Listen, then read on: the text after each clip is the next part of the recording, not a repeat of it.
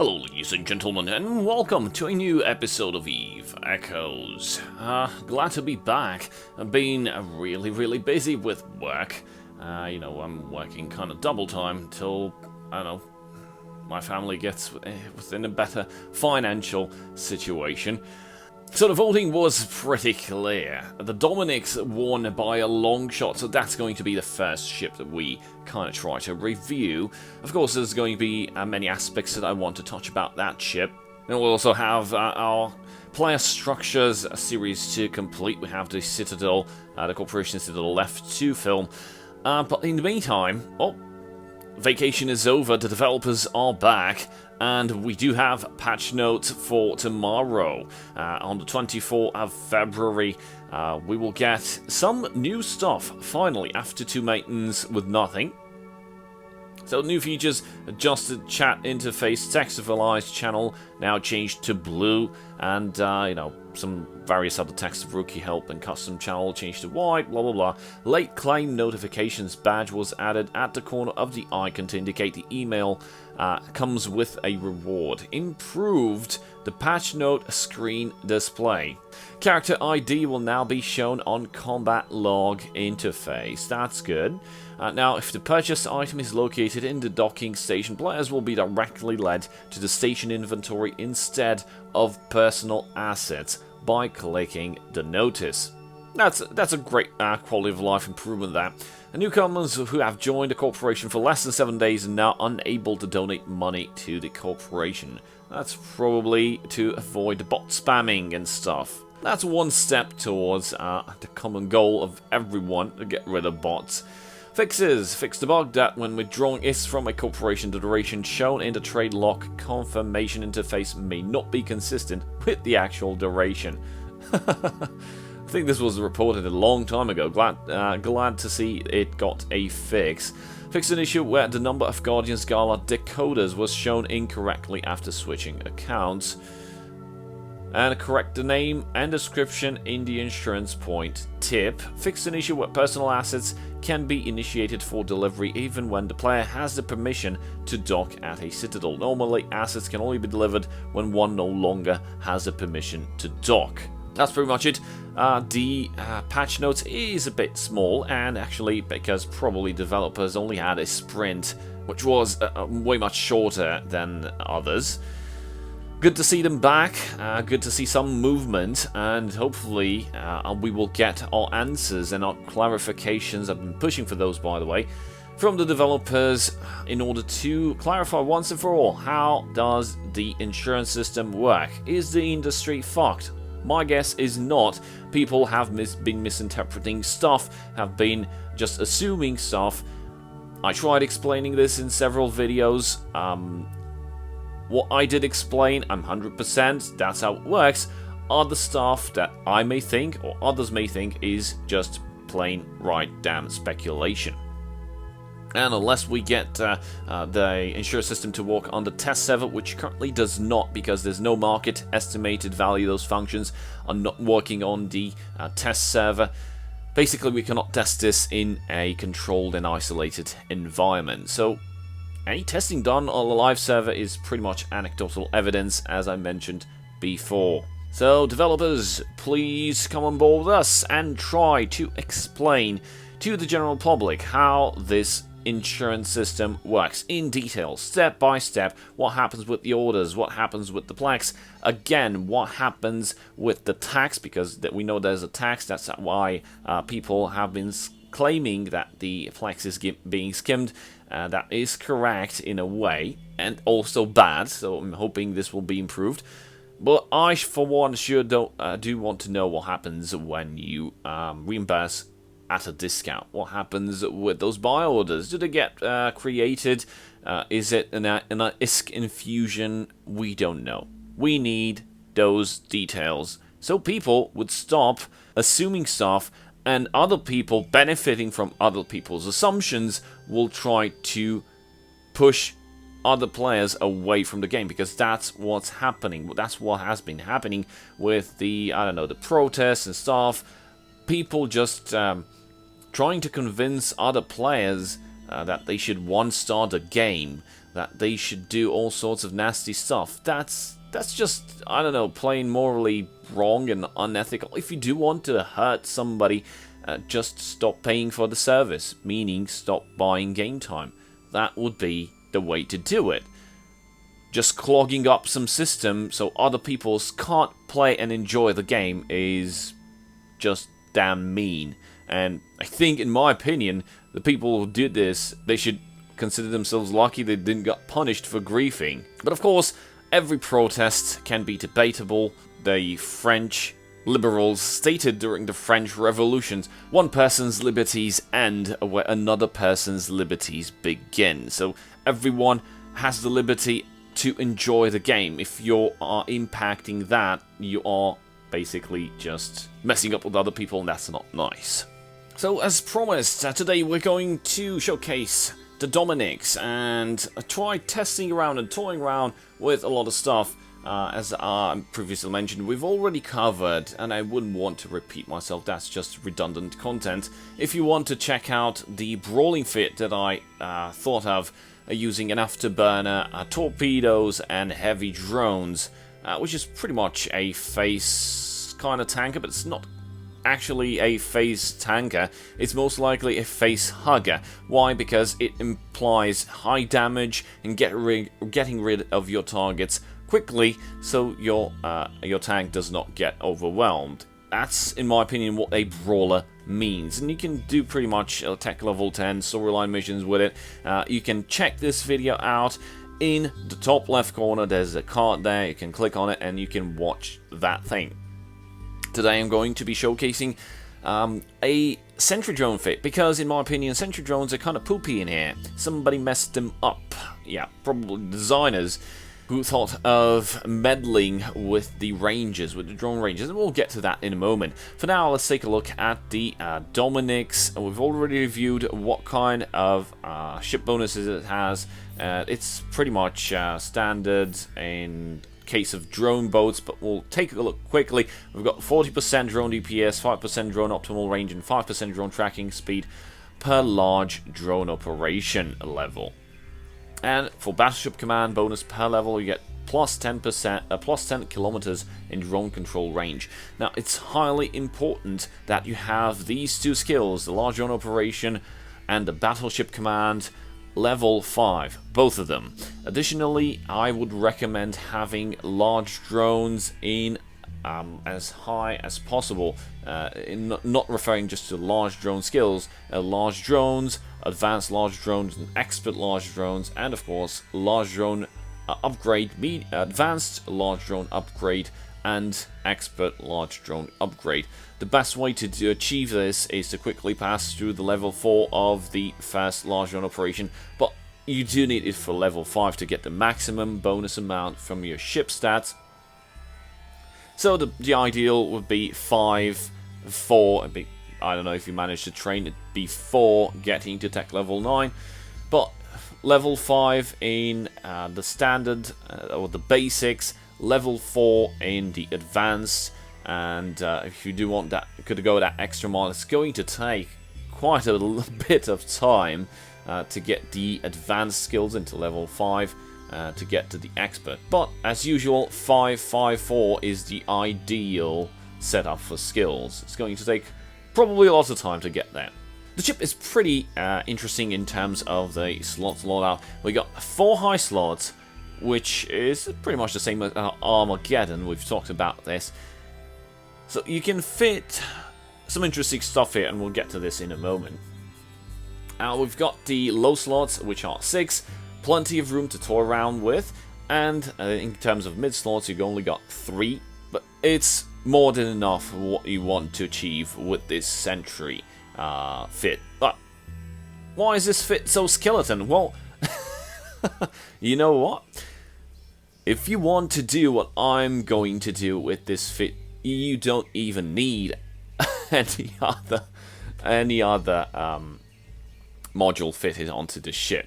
I managed to do a lot of testing with the Sentry Drones, and this is pretty much the ideal base for a Sentry Dominix, in, of course, a sniping 100 kilometers Sentry Dominix. And why do I need so few items? Well, first of all, I've got this type of Sentry Drones, which is the Mark 9 Warden. Now, the Warden has the biggest optimal range. As you can see, we've got 93 kilometers and accuracy fall-off of 56 kilometers. That means I can pretty much easily shoot up targets from 100 kilometers. So, your ideal playstyle with this kind of ship and with this specific kind of hit is just warp at 100 kilometers, deploy the sentries, and, I don't know, go do some other stuff. Of course, do remember to check up on the ship just so you don't, I don't know, wake up with some elite ships near you that they're going to rip you apart. But we've got the micro warp drive, and we can fit 2 tank modules, like a large repel and a resistance. That's pretty much enough. But why is this so simple? Well, basically because of the rigs, and you are going to fit 1 drone firepower augmenter, which will give you an extra boost of 17.5 DPS increase, a drone speed augmenter, which will reduce the drone firing rate by 12.5%. Drones will fire faster, and your DPS will increase even more. And the last rig is a drone control range augmenter, and I had to pick this because, again, Sentry Drones are stupid, or they were designed badly in EVE Echoes. So just to demonstrate this, as you can see, I already have 1100 or 1168 DPS with nothing else fitted onto the ship. Of course, you can put large missiles or large turrets to compensate with that damage. Basically, the rest of the fit is pretty much up to your liking. You can fit the additional low souls with 1 resist and one large repel. You can even fit it with shield. You know, because shield is better than armor currently. In terms of mid slots, I would recommend a target painter, and I don't know, for stuff that comes near you, you may want to have an extra set of drones in terms of heavy drones, medium drones, and light drones, just so you can switch them, because right now it's very easy to switch them. You can just hit on change and you can swap your drones, of course, one by one, but it's all okay. Right now we're going to go to a cosmic anomaly. So we have, oh, there's an Inquisitor anomaly. We're going to go to the large anomaly, and we're going to warp at 100 kilometers. Now, 3 low slots are occupied by drone damage amplifiers, which of course are Federation Navy, and this is going to come in handy in a lot of ways. Now, why did I had to use a drone control range rig? Well, basically because with all skills maxed out, I was still unable to get to our range. Would have been, I think, 80 kilometers or 70 kilometers. Not enough to benefit from Warden's full ranging capability, so I had to put this one drone control rig. So now I can easily set up at 100 kilometers. As you can see, it's exactly 100 kilometers drone control range, which is stupid because in terms of Sentry Drones, drone control range should not apply to targets that you want to shoot, to command your drones to shoot at, because those targets are already in the firing range. The optimal plus fall off for the Sentry Drones, especially for the Wardens, it way exceeds 100 kilometers. What I'm talking about is the fact that drone control range should affect how far can you be from the Sentry Drones, because as you know, you can drop Sentry Drones and they're stationary, and you can go away, take distance from them, I don't know, to redirect the NPCs or to redirect the enemies. You can even set up your drones in one place and you can be in a different place trying to brawl your enemies. That's a pretty interesting mechanic. So drone control range on Sentry Drones, it should apply to how far can you be from your drones in order to issue commands. In terms of firing the drones or telling them to shoot at something, the drone control range should not apply for Sentry Drones here. This is why the Sentry Drones are messed up. Because if you have a drone control range of 50 kilometers, you are unable to assign your drones to shoot targets at 100 kilometers, even though the drones can shoot up to 100 kilometers. That is plain stupid. These should get a rework in terms of how they interact with the drone control range and what bonuses and what rules should apply to the sentry drones. Sentry drones are special types of drones. They are heavy drones, but they're special. They should be treated as such. So let's try to shoot some stuff. We're going to focus fire on our sentry drones, and we're going to take good care of. Come on.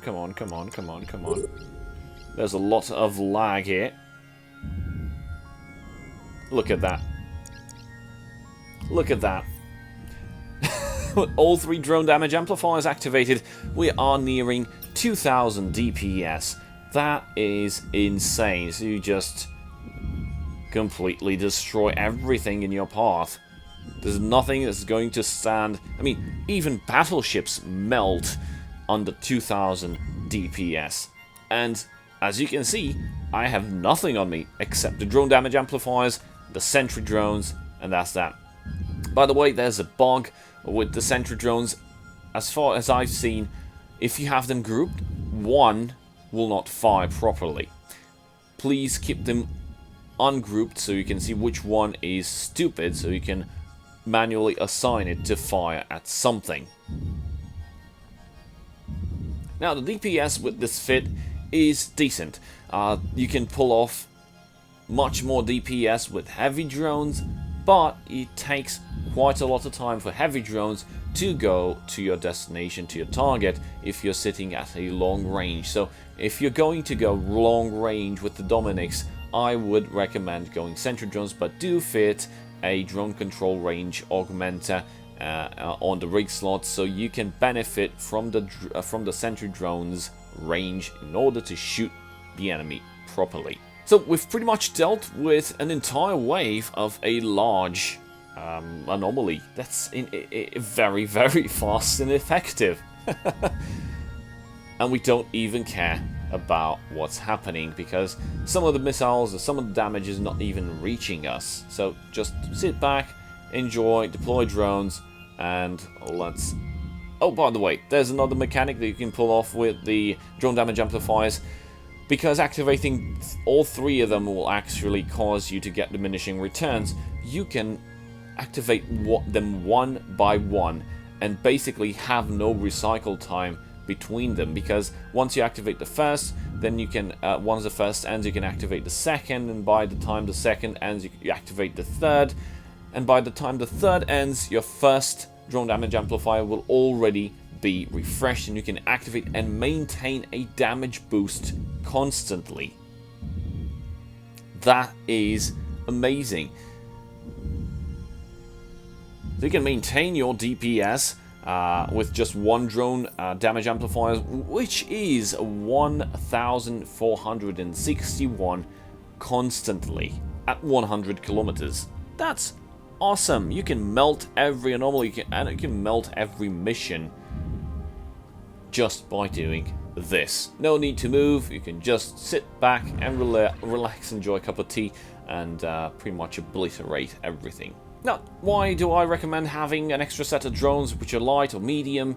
Well, basically because if there's anything that is going to come close to you, you won't be able to touch it with your sentry drone. So you ought to fit on the high slot some, I don't know, rapid missiles, web, and a disrupt, so you can, or scrambler, sorry, and a target painter, so you can keep them in place and have the drones or the rockets or the missiles deal with those fast, or just swap the sentry drones for some medium or light wing of drones and get rid of the attackers. Basically everything that comes near you is pretty much can be ignored because the DPS is small. Your main interest is the big ones. Yep, the battleships and the cruisers and all that. And there's one more fit that I would like to discuss, which is spider tanking. Yeah, spider tanking is an interesting concept. If you want to do, like, I don't know, high-level Inquisitors, high-level Dead Spaces, using Dominixes, you can pull this off pretty easily, because the 4 high slots you can use those for remote repping.